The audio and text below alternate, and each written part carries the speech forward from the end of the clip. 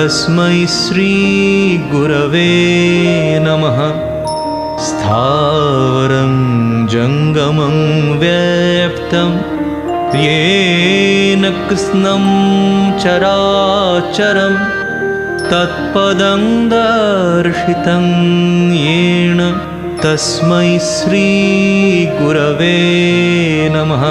चिद्रूपेण परिव्याप्तं त्रैलोक्यं सचराचरं तत्पदं दर्शितं येन तस्मै श्री गुरवे नमः।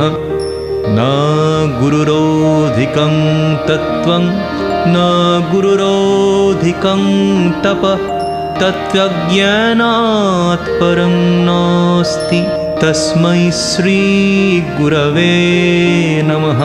मन्नाथो